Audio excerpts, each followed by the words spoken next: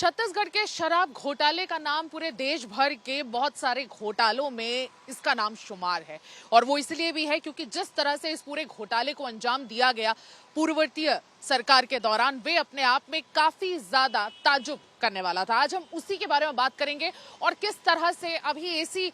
ACB और EOW ने, खासकर ईओडब्ल्यू ने, इकोनॉमिक ऑफेंसेस विंग ने, यानी कि अमरेश मिश्रा ने बहुत बड़ी कार्रवाई की है और इस पे सप्लीमेंट्री चार्जशीट दायर की है। ये चौथी सप्लीमेंट्री चार्जशीट है, यानी कि अनुपूरक चार्जशीट है, जिसमें 29 लोगों का नाम शामिल कर लिया गया है और इसमें लगातार कार्रवाइयां चल रही है। इससे पहले जो चार्जशीट दायर की गई थी उसमें कवासी लाखमा का नाम था, जो उस समय के एक्साइज डिपार्टमेंट के मिनिस्टर होने के साथ साथ कांग्रेस के सीनियर ट्राइबल लीडर भी हैं और इनफैक्ट उनके परिवार के ही कई लोगों पर नजर रखी गई है ईओडब्ल्यू द्वारा। और 6.5 करोड़ के कुल ऐसे प्रॉपर्टीज है जिन्हें अटैच कर दिया गया है, जिसमें सुकमा का कांग्रेस हेडक्वार्टर भी आता है। और इनफैक्ट ईओडब्ल्यू का ऐसा मानना है कि उस हेडक्वार्टर को भी शराब घोटाले से जो पैसा आ रहा था इलीगली, उसी पैसों से खड़ा किया गया है। और कवासी लाखमा ने कुछ अपनी पर्सनल प्रॉपर्टीज भी बनाई हैं, उन सभी को सीज कर अटैच कर लिया गया है। इन सारी प्रॉपर्टीज का कुल जो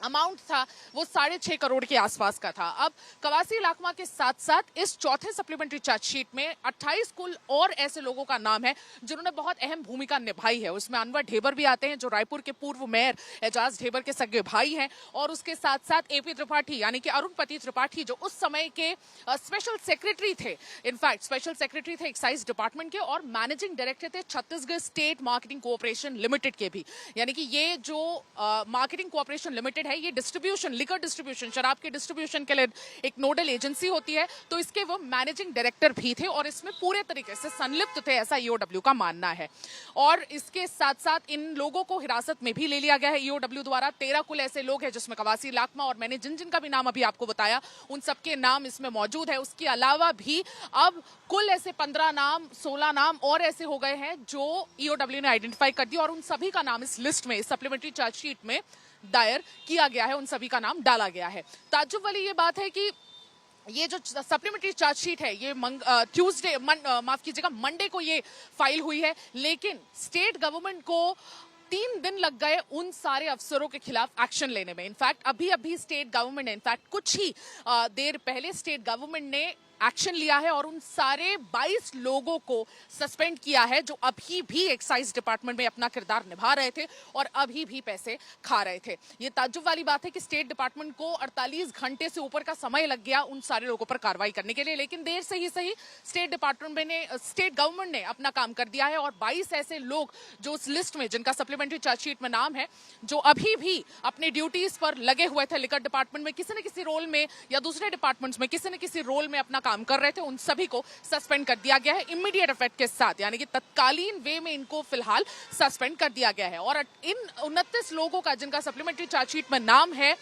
उसमें कुछ ऐसे लोग हैं जो आज रिटायर हो चुके हैं और कुछ की मृत्यु भी हो गई है। और ये सप्लीमेंट्री चार्जशीट 1200 पेजेस का है। अब अनुमान लगाइए 1200 पेजेस में ईओडब्ल्यू ने अपनी क्या क्या फाइंडिंग्स डाली होंगी, लेकिन सबसे इंटरेस्टिंग फाइंडिंग इसमें से ये है कि मॉडस ऑपरेंडी, जिस तरह से इस पूरे शराब घोटाले को अंजाम दिया गया, वो अपने आप में काफी ज्यादा दिलचस्प है और वो मैं आपको बताने जा रही हूं कि वो किस तरह से किया गया। दरअसल ईओडब्ल्यू का ऐसा मानना है कि बी पार्ट लिकर बनाया गया, यानी कि ए पार्ट और बी पार्ट, 2 पार्ट होते हैं जब आप लिकर के मैन्युफैक्चरिंग करते हैं, उनकी डिस्ट्रीब्यूशन करते हैं और उससे रेवेन्यू सरकार को जाता है। तो ए पार्ट जो होता है वो लीगल होता है, उसको बिल्कुल उसको लीगल तरीके से डिस्टिलरी में बनाया जाता है, मैन्युफैक्चरिंग उसकी लीगल होती है और उसके सारे रिकॉर्ड गवर्नमेंट स्टॉक्स में मौजूद होते हैं और ऑनलाइन बिल्कुल जो Chhattisgarh state marketing cooperation limited है, ऑनलाइन उसका लेखा जोखा पूरा मेंटेन सरकार के पास होता है। और उसके बाद डिस्टिलरी से बनने के बाद फिर वो गोडाउन जाता है, गोडाउन से जाने के बाद फिर वो स्टेट रन जितने भी लिकर शॉप्स होते हैं उन सारे जगहों पर जाता है और वहां से फिर वो जनता के पास पहुंचता है। तो ये जो चैनल है ये बिल्कुल लीगल तरीके से फॉलो करते हैं। जब ए पार्ट लिकर बनता है और उसका सीधा सीधा जो पैसा है वो स्टेट एक्सचेकर में, यानी कि सरकार के खजाने में जाता है। अब बी पार्ट लिकर मैं आपको समझाती हूँ वो क्या होता है, जिसका खेल इसी से रिलेटेड है। शराब घोटाले को बी पार्ट लिकर से ही किया गया। अब ये बी पार्ट लिकर ऐसा है जो सेम डिस्टिलरी, जहां पर ए पार्ट, जहां पे लीगल शराब की बोतलें बनती है, वहां पर कुछ ऐसे बॉक्सेस, शराब के कुछ एक्स्ट्रा बॉक्सेस भी बनाए जाते हैं जिनका कोई लेखा जोखा, जिनका कोई ऑनलाइन रजिस्ट्रेशन नहीं होता है, ऑनलाइन इनका कोई लेखा जोखा मेंटेन नहीं किया जाता है। इनको सेम डिस्टिलरी में बनाया जरूर जाता है, लेकिन ये जब वहां से निकलते हैं, इनका ट्रांसपोर्टेशन होता है, तो उसका कोई लेखा जोखा मेंटेन नहीं होता है। यानी कि कहीं पे कोई भी नामो निशान इस बी पार्ट लिकर का नहीं छूटता है। एक्साइज ड्यूटी या किसी भी प्रकार का कोई भी टैक्स नहीं लगाया जाता है। ये डायरेक्टली डिस्टिलरी से बन के, ये एक्स्ट्रा बॉक्सेस डिस्टिलरी से बन के स्टेट रन लिकर शॉप्स, यानी सरकारी जितने भी शराब की दुकानें हैं स्टेट भर में, जो सरकारी गवर्नमेंट चलाती है, उन सारे सरकारी शॉप्स में अपने आप पहुंचता है बिना किसी रिकॉर्ड कहीं पर भी दर्ज कराए, और ये बिल्कुल फुल एमआरपी पर बेचा जाता है। तो इसका जो भी प्रॉफिट होता है वो सारा जो सिंडिकेट है, यानी कि ये जो अलग तरीके से प्रॉफिट कमाने की ये जो जितने भी अधिकारी इसमें मौजूद थे, इस पूरे बी पार्ट लिकर का जो रेवेन्यू है वो उनके तौर पर जाता है, जिससे वो घूस की तैयारी करते हैं, यानी मंथली ब्राइब करते हैं गवर्नमेंट के कुछ लोगों को, पॉलिटिशियंस को, अधिकारियों को, और पूरे ब्यूरोक्रेसी में एक सिंडिकेट सा बन जाता है। अब ताज्जुब वाली बात यह है कि ये जो बी पार्ट लिकर है, इसके 60 लाख बॉक्सेस बनाए गए थे, यानी कि एक्स्ट्रा बी पार्ट लिकर के 60 लाख ऐसे बॉक्सेस थे, जिनसे कुल मिलाकर 21 करोड़ का फायदा इन सारे पूरे सिंडिकेट के लोगों को पहुंचा है, जिन्होंने मंथली ब्राइब के जरिए, यानी मंथली घूसखोरी में बाकी लोगों को इन्वॉल्व कर दिया, और ऐसे करते करते ये सिंडिकेट अपने आप में बहुत बड़ा हो गया। इस सप्लीमेंट्री चार्जशीट में उस पूरे घोटाले का जो मूल्य है, जो पहले 2200 करोड़ था, उसको भी बढ़ाकर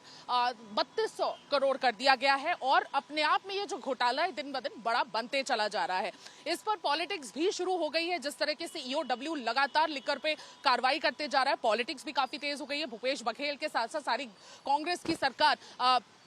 तब से ही ये मेंटेन करती हुई आई है कि बीजेपी टारगेट करने की कोशिश करता रहा है अपनी एजेंसियों के जरिए, लेकिन यहां पर भी कांग्रेस के पास जवाब नहीं है, और कहीं ना कहीं कांग्रेस भी इस पूरे मामले में अपना मुंह छुपाते हुए घूम रही है। अब बताया जा रहा है, अधिकारियों से हमें यह भी पता चल रहा है कि कार्रवाई और जोरों शोरों से आगे बढ़ती चली जाएगी। जिस तरह से अभी स्टेट गवर्नमेंट ने 22 लोगों को सस्पेंड किया है, और भी ऐसे कई नाम आ सकते हैं सामने, और भी आने वाले सप्लीमेंट्री चार्जशीट्स में, और ये कार्रवाई लगातार आगे बढ़ती चली जाएगी। मैं सुमी केवल पटेल, वीडियो जर्नलिस्ट राघवेंद्र पांडे के साथ, छत्तीसगढ़ रायपुर से आज तक।